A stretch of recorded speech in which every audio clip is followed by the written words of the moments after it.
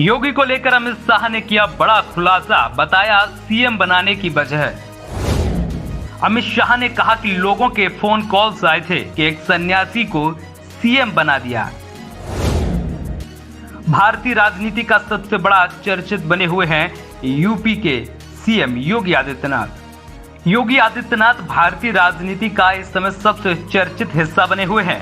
समाचार पत्रों और टेलीविजन चैनलों की सुर्खियों से लेकर सोशल मीडिया पर योगी आदित्यनाथ का जादू छाया हुआ है। देश के युवाओं में योगी आदित्यनाथ को लेकर जबरदस्त उत्साह रहा है। युवाओं के सिर पर भी योगी का जादू हमेशा चढ़ा रहता है।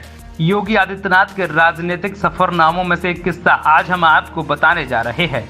योगी के राजनीतिक जीवन से जुड़ी ये बात कई बार आपके मन में भी आई होगी, लेकिन हमेशा ये बातें सिर्फ बातें बनकर रह जाती हैं। योगी आदित्यनाथ को लेकर उपजे एक सबसे बड़े सवाल का जवाब वर्ष 2019 में उस समय के भाजपा के प्रदेश अध्यक्ष और आज के देश के केंद्रीय गृह मंत्री अमित शाह ने एक आम सभा में दिया था।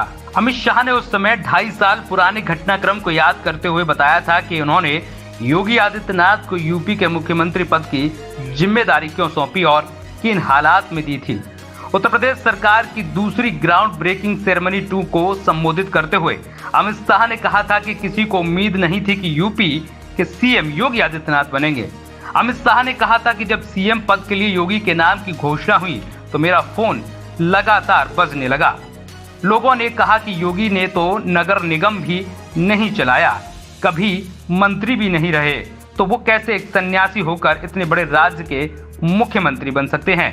अमित शाह ने यूपी का सीएम चुनने के लिए पार्टी में एक मंथन को याद करते हुए कहा कि उस वक्त पीएम नरेंद्र मोदी और पार्टी अध्यक्ष के रूप में मेरे मन में सिर्फ एक ही बात चल रही थी, वह यही कि एक ऐसा शख्स जो समर्पित हो और कठिन संघर्ष करने की योग्यता रखता हो, वो हर परिस्थितियों में अपने आप को ढाल लेगा।